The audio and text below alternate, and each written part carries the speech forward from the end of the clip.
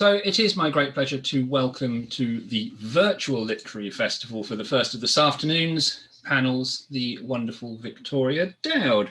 Victoria is the author of The Smart Woman's Guide to Murder and Body on the Island, and is the recipient very, very recently of the People's Book Prize 2020/2021. Victoria is going to be speaking today about Agatha Christie and the rules for modern detective fiction. If you have any questions, pop them into the chat as we go along. In the meantime, Victoria, it is over to you.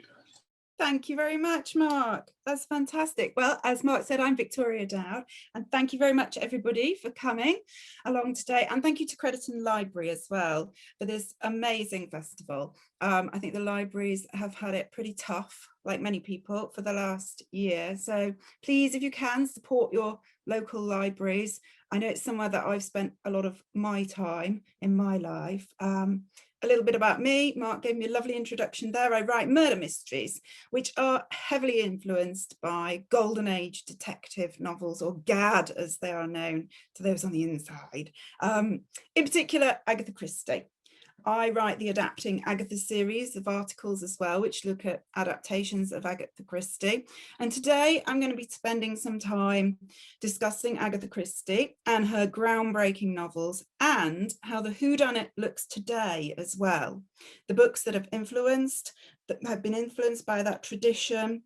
There's been a huge resurgence of the whodunit novel in recent years, and I'll be looking at how they've taken it forwards. Like Mark said, if you do have any questions or any comments, please feel free to put them in the chat, and there should be some time at the end to discuss those.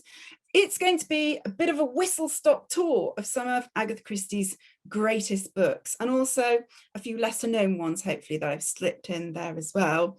It's not all of her books, as we'd be here for a very long time. And we're not dealing in extreme detail or delving into each one in detail. It's basically a fun journey, a little jumping off point for people who are new to her books, or for those who already love them. The dates I'm going to be discussing for publication are UK publication dates, and where it's short stories, they will be the first publication date, not necessarily the anthology's publication date, if that makes sense. So without further ado, these are the main books that are going to be under discussion, and I've put a big spoiler alert on there as well, because I do try to avoid spoilers wherever possible, but here we're looking at the rules, and often that's where they're broken, and they involve the denouement, or whodunit, and also how they've done it, and whether or not that breaks the rules, bend the rules, etc. So that does involve the solution a lot of the time. So if you haven't read some of these books here, and you don't want to know who's done it or how they've done it, then maybe turn the volume down when we get to those particular pages. You'll see the cover of the book come up pretty soon. So let's start with the rules. And here he is, the man himself, Mr. Ronald Knox. He codified the rules of fair play detective fiction in 1929. There were originally 10 rules, the Decagon, and I've focused on the main ones here. They basically built upon the conventions that were already present in detective fiction at that particular point. The criminal must not be anyone whose thoughts the reader has been allowed to know. Now, I suspect at some point little flags are going to be going up for people, and they go, oh, I know a book that breaks that rule. All supernatural agencies are to be ruled out. There's not going to be more than one secret room. There can't be. No hitherto undiscovered poisons may be used. No accident must ever help the detective. The detective himself must not commit the crime. That's quite a big one, and that's going to be very important in some of our discussion today. The sidekick, or Dr. Watson as it were, mustn't conceal any of his thoughts from the reader. And his intelligence must be slightly below that of the average reader. And it can't be twins, which Yes, I think that's a good summary of what Mr. Knox wanted us to think. But remember, note the date there, 1929. That is actually after a few of Agatha Christie's early works and some big ones. So it's not only that she broke some of the rules, but it's perhaps also that these rules might be a little bit of a commentary on her work and where she was taking detective fiction with what she was writing. But the rules were, as I said, based on the community's and strongly held conventions and beliefs that it should be fair play detective fiction, i.e., this is an intellectual game. It's a sport, really, reducing the books to a puzzle with rules. And it's not fair play if the writer steps outside those rules, or if the clues are not all there. So it has to be well clued that it's there if you can find it. And the plotting and the devices must also correctly be fair play and therefore adhere to these rules. Also, Mr. Knox said, there was a view that Agatha Christie broke the rules, particularly in The Murder of Roger Ackroyd, and that she did it so fantastically that it was no longer fair play. I will come back to this particular point. Now, S.S. Van Dyne, the year before Mr. Knox, had written the 20 rules, the commandments, in 1928. And he goes into a lot more detail. I have given a rough summary here of some of them because they're incredibly detailed, they're very long and actually quite pedantic. But I think you can get a flavour of the almost puritanical attitude there was towards the strictness of these rules. These rules are commandments, and as such, it's a sin to break them, and not fair play detective fiction. They reflect the belief that to write a proper whodunit, these rules cannot be broken. So you can see here, there's some utterly bizarre ones on here as well. The culprit must be determined by logical deductions, not by accident or coincidence. Such an author is no better than a practical joker. So they're very strongly held beliefs. It can't be a servant. It can't be the detective. There must only be one detective. There simply must be a corpse, and there must be only one culprit. And there must be no love interest in the story either. So, as you've probably spotted, these rules were conclusively broken by Agatha Christie, repeatedly and extravagantly, most notably by The Murder of Roger Ackroyd. Here are some more of Van Dyne's very detailed rules, and you can see that he went into some extreme details where it can't be the cigarette butt that gives it away, it can't be the bogus spiritualistic seance to frighten someone, it can't be forged fingerprints, a dummy figure alibi, a dog, the final pinning of the crime on a twin, the hypodermic syringe. It can't be word association tests for guilt, the cipher or code letter. The list goes on. But as I said, the main one that broke them all was The Murder of Roger Ackroyd. Now, please do look away at this moment or turn me down if you haven't read this book, because there's not really any way of discussing how this breaks the rules without a giant spoiler, I'm afraid. Now, note that that's 1926, 3 years before Knox's rules. And she doesn't just break these rules, she flies in the face of all of them and breaks them in spectacular style. And how does she do that? Well, Dr. Shepherd is one of the main characters in the book. He's the Dr. Watson, and he also narrates the book. Now, if we remember Van Dyne's rule, the detective himself, or one of the official investigators, should never turn out to be the culprit. Well, of course, the culprit is indeed the detective himself, the guy who's taking us through the clues one by one, leading us around the murder scene, trying to work out who done it, is in fact, of course, Dr. Shepherd. And the culprit must not be anyone whose thoughts the reader has been allowed to know. He is the narrator. He's the person who we see everything through his eyes, but rather than just being unreliable, he is in fact the person that we're all hunting for right in front of our very noses. Agatha Christie did this in 1926. She then did this again in spectacular style much later in her career with the final Hercule Poirot book, Crediton, which is, by virtue of the rules that it breaks, a very fitting and moving tribute to one of the greatest characters in detective fiction of all time. She also broke the culprit must not be anyone whose thoughts the reader has been allowed to do. She did that again in a much later book, Endless Night. This is a fantastic book where it has a very dark and sinister edge, simply by virtue of the fact that you are being led down this tunnel, you are believing in this narrator, and you're inside his head, and all along you're basically inside the head of a killer. And she does that with spectacular effect in that particular book, and it's one of my favorites. But this particular book, The Murder of Roger Ackroyd, it basically tore up the rule book, and all the conventions at the time are just thrown out of the window. But the question therefore is it still fair play detective fiction? Well, the rules were devised to say, if you do these things, it's not fair play detective fiction.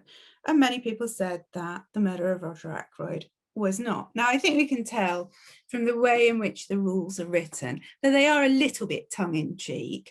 They're overblown, they're exaggerated a little bit by the writers.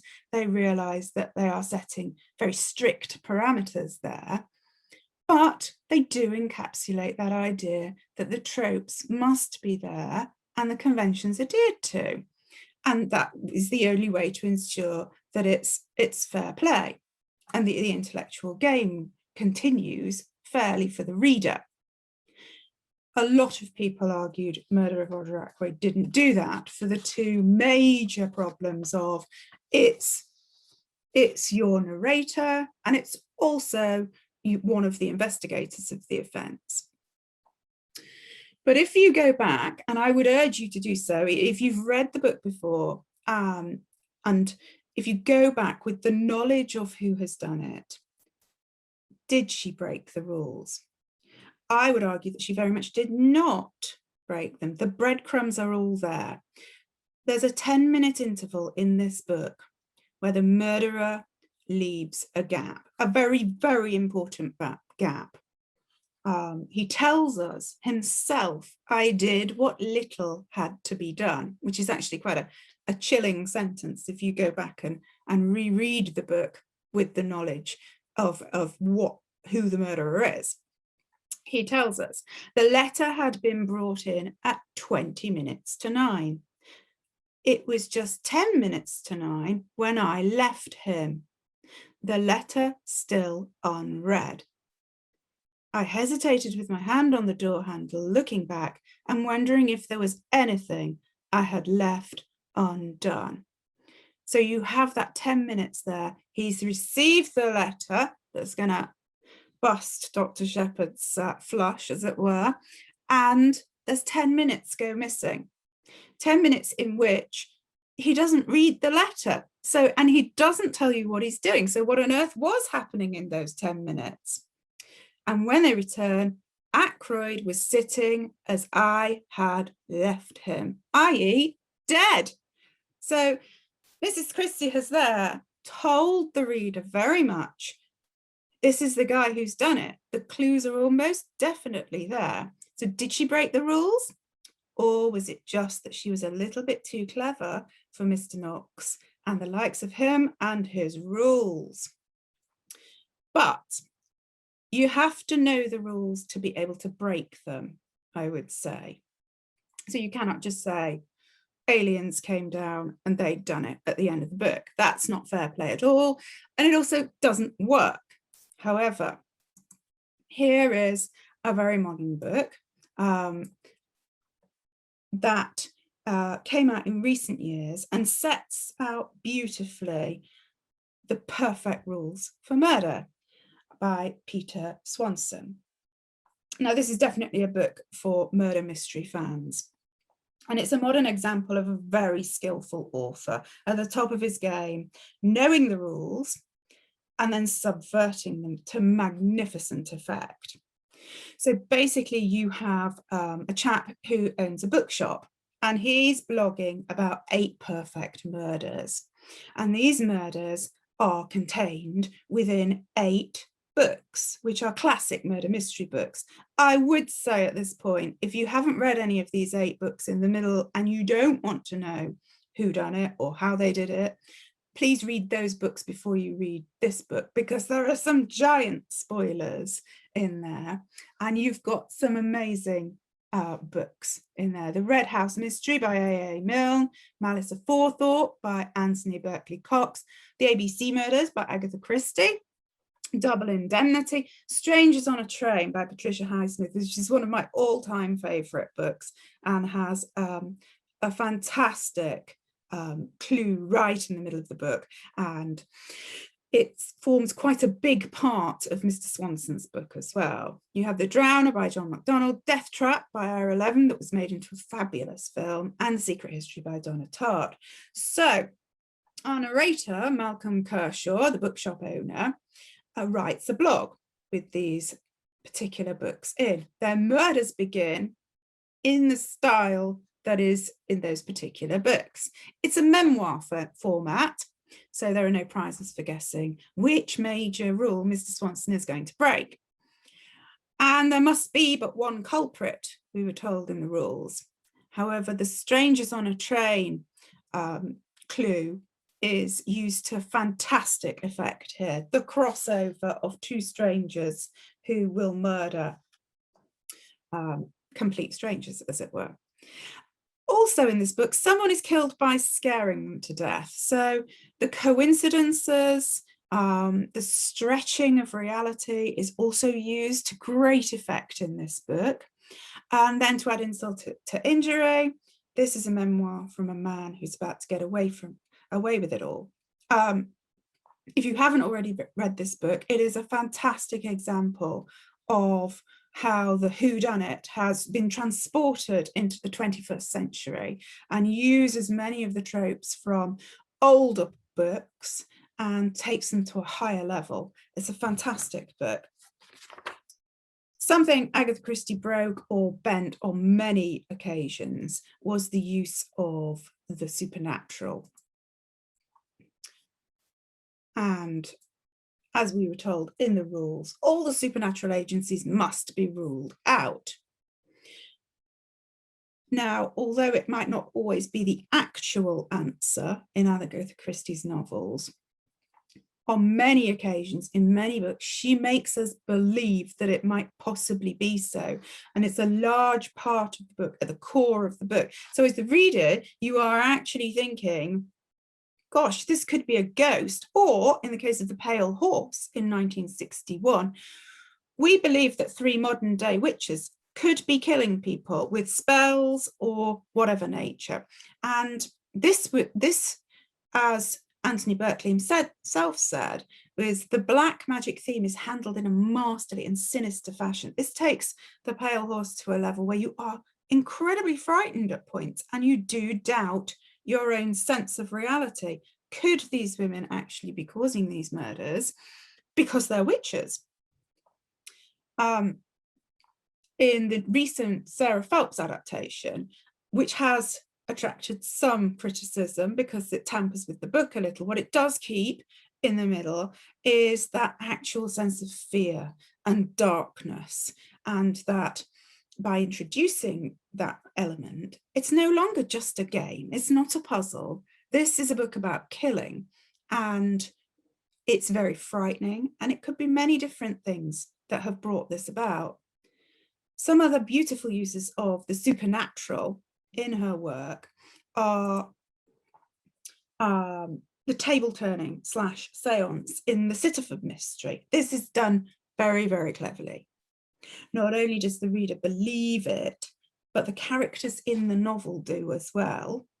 And one of them even uses it to commit the murder, making us and the characters believe that he himself thinks that it's genuine, that the predicted murder has occurred, when in fact he has predicted it by pushing things around on a table.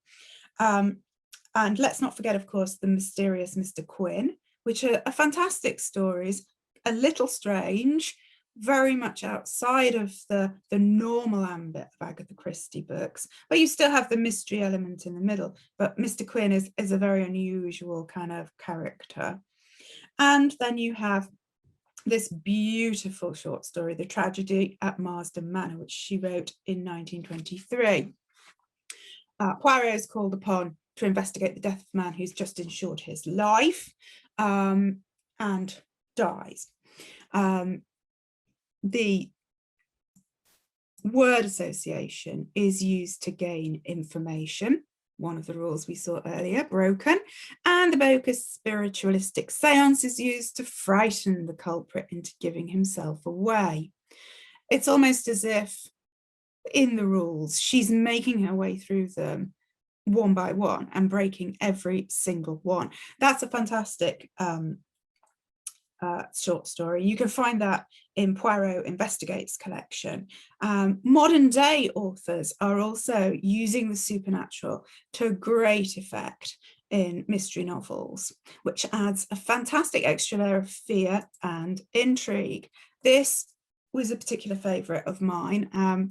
Is an absolutely brilliant supernatural whodunit, The Seven Deaths of Evelyn Hardcastle, or 7.5 if you live in America, just maths, I suppose. And that came out in 2018. In this book, a chap awakes and every day he has to occupy the body of one of the characters in the large mansion. So we then, as the reader, see each person from inside them, even if they are bad, or in one particular instance, grotesquely fat, or difficult, or female, because he's a male. So he was seeing it from every single different angle, but he almost magically, supernaturally appears inside each of these people in turn. You then add to that the very mysterious plague doctor, who is, again, quite a frightening character, who appears and reappears. So this is definitely not the kind of novel that Mr. Knox and Van Dyne had in their imagination when they wrote their rules, but is a magnificent example of the resurgence of the whodunit, but in a new and exciting way that takes advantage of breaking the rules completely.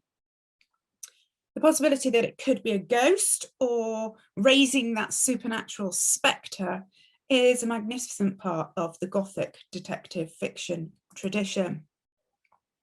And as you can see here, things that go bump in the night, the possible supernatural forces at work, they're a huge part of the mystery genre. And to exclude them excludes a vast well of where you can take a book with levels of fear, intrigue, doubt, a whole extra layer that would be missing completely. One of the first examples of this was Wilkie Collins' Moonstone. That's in the grand tradition of the Gothic murder mystery, big sprawling house.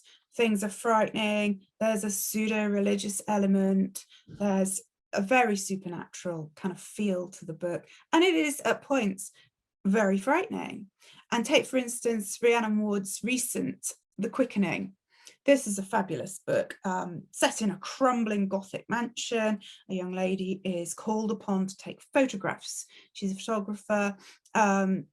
She's also heavily pregnant. And it's at the mansion where Sir Arthur Conan Doyle famously in real life held a seance. He was a great believer in the supernatural and incorporated it into many of his books. It may not have been the actual reason for the Hound of the Baskervilles, but that is very much based on the myths and legends on Dartmoor that we see and we know of, and the ghostly element that it could possibly be something else out there that's doing it.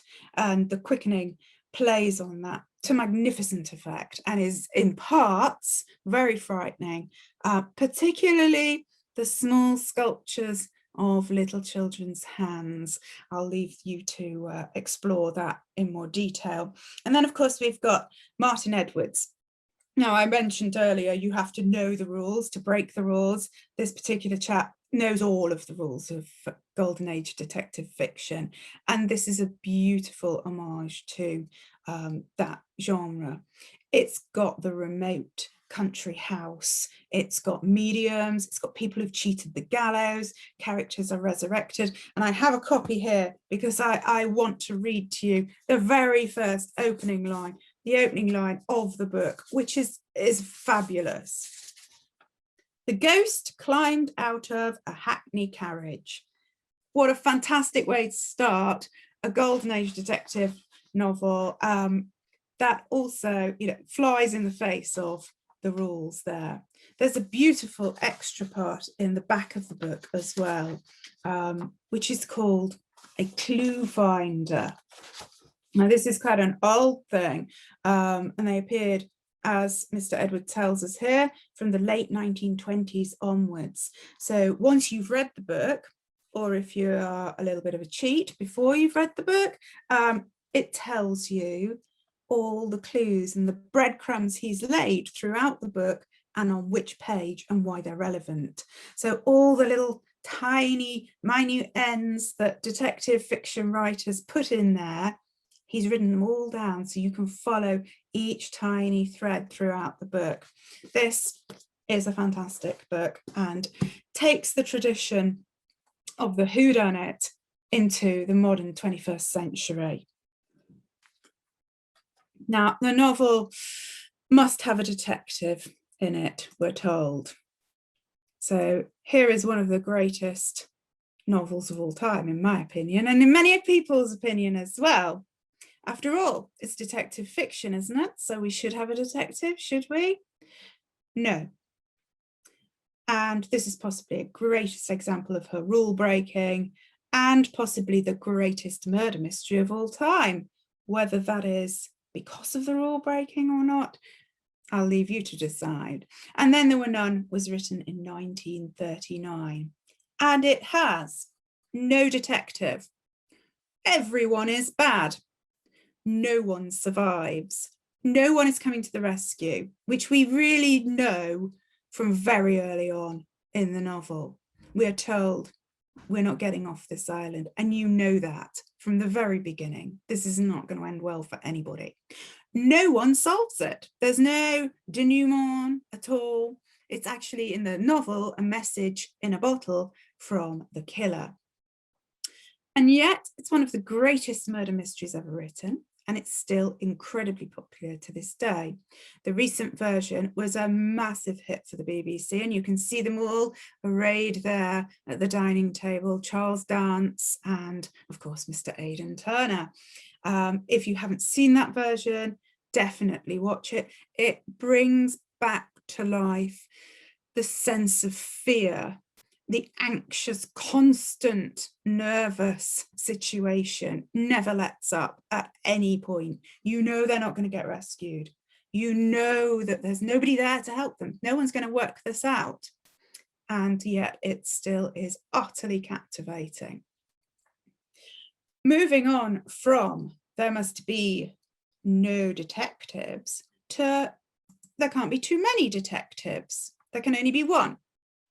It allows for there being a sidekick, Watson style, but you cannot have a gang running around in a race like a relay team. Now, I'm not sure where that leaves Scooby-Doo and the Mystery Gang, but Agatha Christie did this beautifully with Tommy and Tuppence.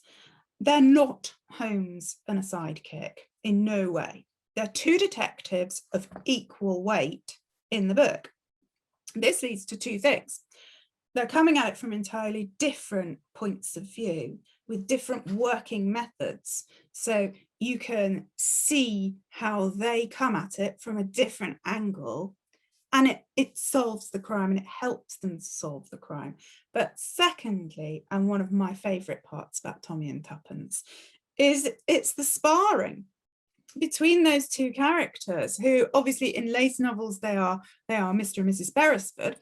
And it's fantastic how they play off each other all of the time. And I love that extra layer of there being the little infighting, and they know each other so well, but sometimes they don't. It's brilliant. And I personally love the sparring and have used it in my own books. I don't have one sleuth in my own. There are series of books, and I'm heavily influenced by the Golden Age detective novels, particularly Agatha Christie. I have 5 detectives, 5 sleuths in my book, and they're known as the Smart Women. And after the first book, they're known as the Slaughterhouse 5. I also have a lot of dark comedy in there as well, and more than one murderer. So I think the rule breaking is a good thing, really. So not only must there be one detective, but there must also be one culprit. It's who done it, yes? Well, no.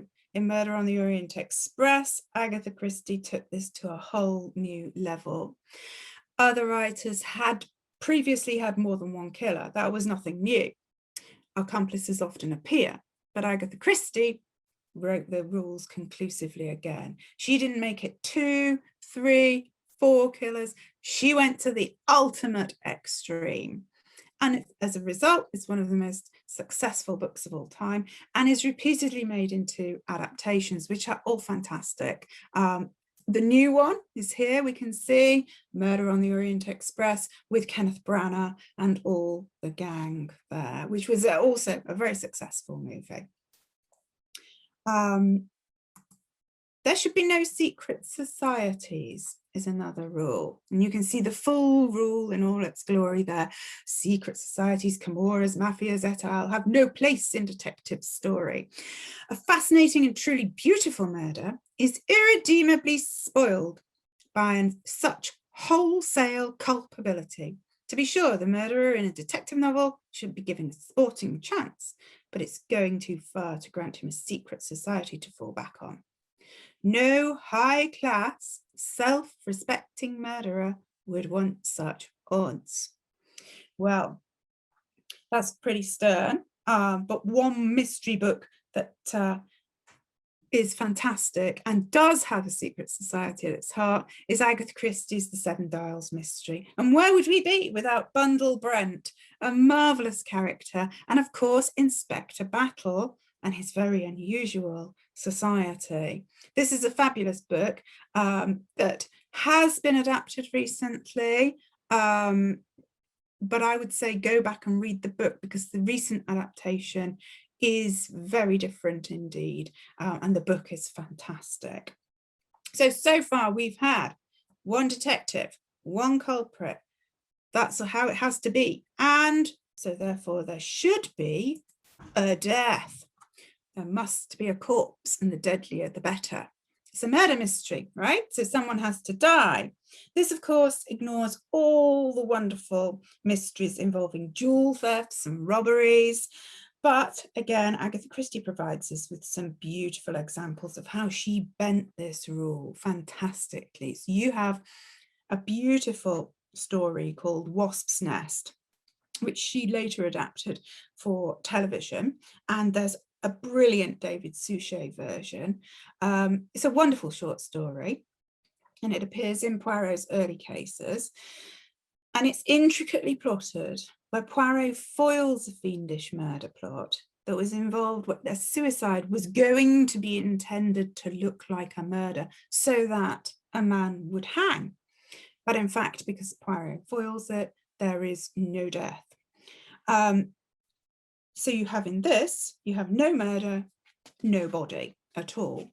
And then in a similar vein, and going off at a slight tangent, you have something that she revisits quite a few times, is the suicide/murder crossover. So in Murder in the Mews, there's no murder at all. It's a suicide that someone's trying to make look like a murder, which kind of plays on something she had in a previous story, the Market Basing mystery, both of which are fantastic. Now we're moving on to something that is a very tragic rule for somebody such as myself. There must be no love interest. Well, I've recently been listening to a very wonderful audio version of The Man in the Brown Suit, read by Amelia Fox. And if you can find that, it's on Amazon. It's very, very good. And in that story, it very much focuses on the love interest. That's right at the heart of the story. And I think Agatha Christie was a romantic at heart. And we see it time and time again with her novels, because what greater reason is there for taking a human life, for committing murder, for coming up with some intricate plot to take away somebody's life, other than that love is behind it, or in many cases, obsession. Time and again, she breaks this rule blatantly. For instance, in this book here, 3-Act Tragedy, which is a 1935 book, and it's really a very dark love story. All the deaths that occur in this book are for the love of the dear and very wonderful Egg. We almost start to feel sorry for the murderer by the end, until we realise, of course, that he intended to commit bigamy and murdered someone to test out if his method of murder was actually going to work. But one particular book that I adore is Death on the Nile. I think that's one of many people's favourite Agatha Christie books. I grew up on the old Peter Ustinov version, and it's just beautiful. No one is sure if we're going to see the new adaptation of this book, but the novel cannot be surpassed. It's a timeless tale of the penniless lovers who they hatch a plot, and it's a horrible love triangle, and it's a very clever plot that's hatched by a very clever, poor, obsessed, in love young woman. And they take a terrible route that ends in tragedy. Now, I don't know what's greater about this book, the fiendish plot device at the centre of it, or the overwhelming sorrow at the end. You can see that Mia Farrow, utterly in love with Simon Corkindale, her Simon Doyle. And again, you can see the more modern version there, that's the David Suchet version. As Agatha Christie put it herself, and could not have put it better, love can be a very frightening thing. That is why most great love stories are tragedies. She did it again here in the very first Miss Marple novel, not short story, in her when she first appeared in a novel, in The Murder at the Vicarage. That's a very beautiful, dark love story. And Halloween Party is one of my favourite Agatha Christie books. And right at the heart of that book is a tale of extreme love and obsession, and what someone is driven to do by those impulses. It also is one of the best David Suchet adaptations that there is, and it has the very excellent Ariadne Oliver as well. So that is, I would say Halloween Party is one of my favourite Suchet versions, and if you can watch that, do so. It's got that added element of fear as well, and you know, the kind of tongue-in-cheek Halloween parties happening, an excellent cast as well. So we move on. It can't be the butler. Well, Agatha Christie didn't in fact make it the butler. However, this is one of the most surprising rules. The murderer should never be a servant. Now, it's one of the most surprising, and I would say one of the very most snobbish of the rules, even outdated for its time. The novels set in the Golden Age would have had, in some of these houses, the two layers of society and two whole households, kind of in the Downton Abbey style of two worlds are existing beside each other, and they cross over at many points. And to ignore that, you very much lose a number of people who could be the suspects, and you lose a lot of reasons why people might commit a murder as well. So The Mystery of the Blue Train is one of my favourites. Sadly, not one of Agatha Christie's favourites, but perhaps written at a time when she had a small child, so we can forgive her for that. And you have the very diabolical Ada Mason and Knighton, and everything that we accept from the beginning of the story comes from Ada Mason, because actually people who are maids in these books get very close to the victim or the murderer, and they see things through a different lens because they're almost not in the room when the action is occurring. So they're a fantastic device for who done it, or perhaps how somebody has done it. Sad Cypress is a beautiful book, and for all the gardeners out there and rose lovers amongst you, it has a very clever piece of deduction involving the lovely rose Zephyrin Drohan, and I will leave it with you as to why that rose is particularly very special. And incidentally, if you do manage to get to Burr Island, now that restrictions are lifting a little bit, note that there is a couple of very sad cypresses that are wind bent, as many of the Devon trees are, that she would have seen from the dining room there, which I myself have recently gone and sat and had a good look at, and also seen that there are many blue geraniums there as well. So whether or not that's just a coincidence or not, I don't know. But coincidence is not allowed, as we were told earlier. Now, the role of coincidence, and this is where the rules, I think, do make the stories they would have us write seem incredibly lifeless. Because if there are to be no coincidences whatsoever, everything seems a little planned, and it looks a little like it's been set out, and it's not very realistic. Take, for instance, Sleeping Murder. Gwenda Reed buys a house and strange things start to happen. She notices strange things. For instance, the wallpaper in the cupboard. She knows it's going to be there before she sees it. It turns out that the house, she had once lived in it as a small child, and she'd seen something very horrific there. And this is a marvelous book, even though there is this strange coincidence, because the coincidences and the fact that she's recognizing things and doesn't know why, they elevate the tension magnificently, particularly at the start of the book, because all you're thinking as the reader is, why does she know this? How could she possibly know this? What would lead her to know that there was this color wallpaper here? It's utterly compelling, one of her best books, I would say, and coincidence is right at the heart of it. Because in fact, these things do happen in real life. Things do happen where it leads to a chain of events happening. In my own book, the ladies end up on the wrong island, which is uninhabited or supposedly uninhabited, because there is a shipwreck. How many shipwrecks happen? Not that many. However, they do happen, and that particular coincidence sets the dominoes going and sets the stream going of the book and the narrative.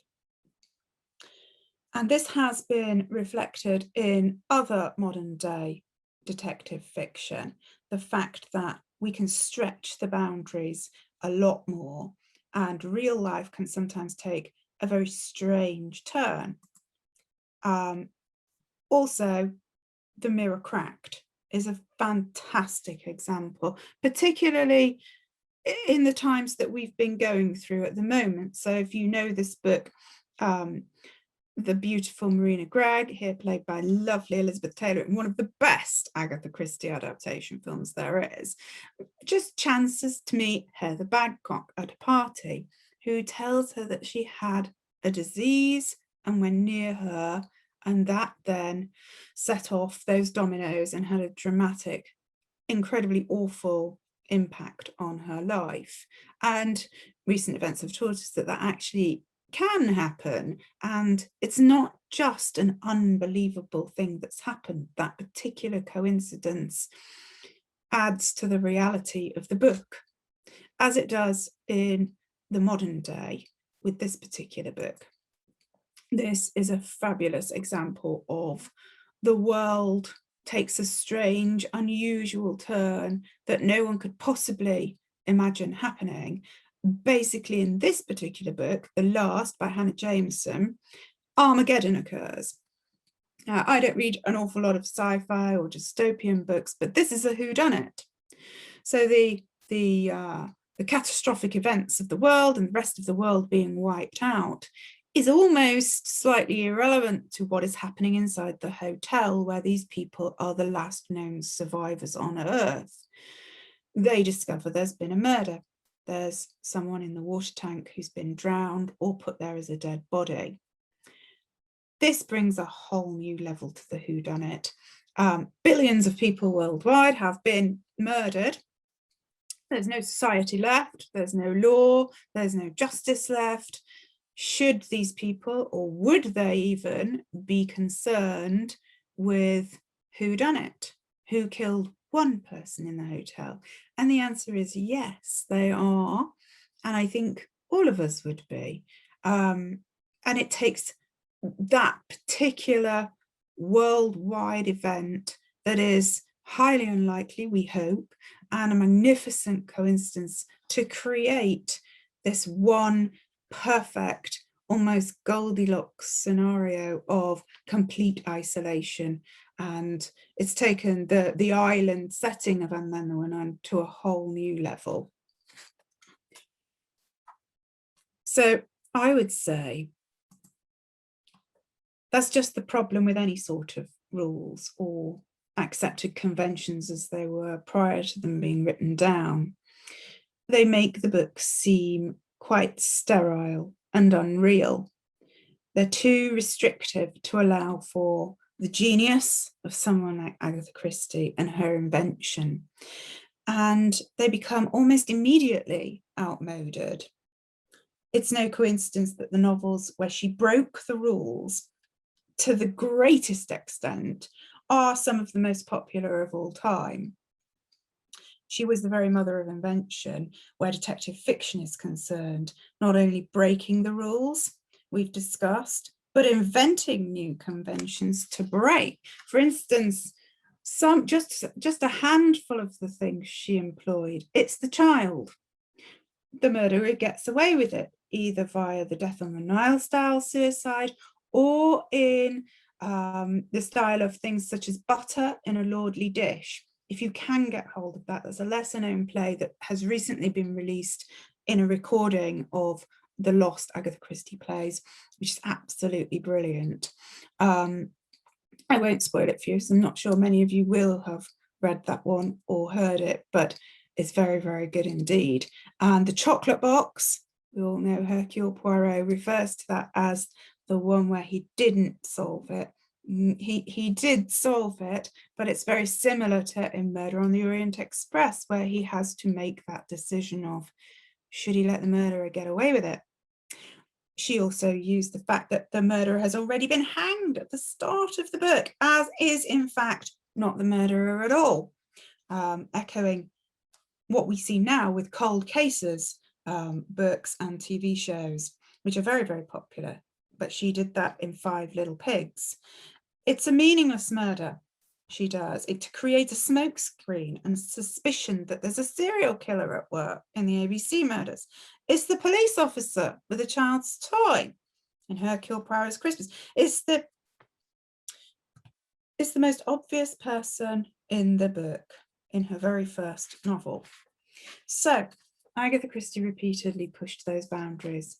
She broke the rules And what she did was leave the door open to modern murder mystery writers to explore the very thrilling world beyond those rules. Thank you very much for listening. I hope you enjoyed that. Thank you so much, Victoria. That was, as always, fascinating. We've got time to just take one or two questions. If anybody wants to drop anything into the chat at this point, please do so, and we can grill Victoria on anything that came to mind.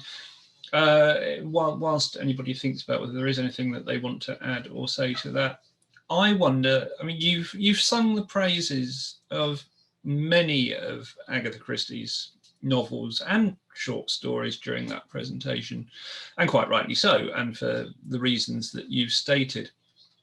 Did she ever get it wrong? Were there novels or stories that don't work for those reasons that so many of them do? I wouldn't say that there are novels or stories that don't work, because, you know, the minute you say, I don't particularly like this story, 100 people will pile in and say, I absolutely love that one. And I think it's very much personal choice. I don't particularly like the ones where she delves into espionage in a kind of pseudo Ian Fleming way. I'm not a fan of the Big Four. I don't think it works, because she does have a lot of secret societies. I think the Bundle Brent Secret Society, Seven Dials mystery works, but I don't think, for me, the Big Four is a little boring, which I shouldn't really say about Agatha Christie, but I don't like it when she goes through that. But as you say, it is purely subjective, isn't it? There's a question here in the chat. When you write, do you plan where all the clues will go in the novel before you start, or do they fall into place as you go? This is an interesting question, because we had a discussion in the crime panel this morning very much about whether the authors plotted or whether they flew by the seats of their trousers or skirts when they were writing, and pretty much across the board, actually, they just wrote. They didn't plot, especially. Do you plan really? where your clues are going? I'm a heavy-duty plotter. I plot a lot. I think because of the style of crime book that I write, because it's whodunit, and in that kind of golden age tradition of you have to put the clues in there, but they can't be seen. So I have my murder boards, which are large pinboard, basically like a murder board. You know, people who can see them from the street presumably think I'm committing a murder or planning. For anyone who was here this morning, the entire crime panel sung the praises of Victoria's murder boards, which and described them in great detail as exactly that: large whiteboards with like little red lines, like a CSI moment going on there. It's very much like that. And I have to be careful, actually, because I started off, someone said, oh, you must put these online, these are marvelous. So of course I started doing that, and people would say, oh God, I've got it now. Who's done it? Because of course all the clues are there. And I find it really helps with those. And also for my third book, it's set in a Dartmoor village. And because you've got that classic kind of Agatha Christie style village, there's the church, there's the vicarage, there's all manner of various houses and people. I kept losing where people were in the novel. So I would say, oh, Mrs. Abaddon is with X, Y, Z. And I thought, no, actually, she went off with somebody else earlier. So what I ended up doing was, with the help of my son during lockdown, which helped with, you know, killing some time as well, was setting up the whole village in Lego. And I have each particular character as a Lego person, and they move around from place to place as well. And it was ridiculous to start with, but actually there were moments when I thought, oh no, hang on, I've missed this person out. How can they not be speaking in this conversation? They've just disappeared from the room. So yeah, I'm very much into the plotting. Excellent. Somebody at Lego's missed a trick with the Lego Midsummer sets. I think Midsummer Murders in Lego would go down a treat. Maybe you can get in first with yours. They've already got, I think they've got Hercule Poirot in Lego. They've got all manner of things in Lego now. Brilliant. Okay, we're going to have to wrap it up there and move on in just a second.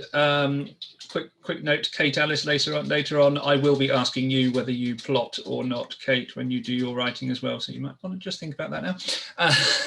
In the meantime, everybody, please show your appreciation in the chat window or wherever else you wish to show it for Victoria and that wonderful presentation on Agatha Christie. Thank you, Victoria.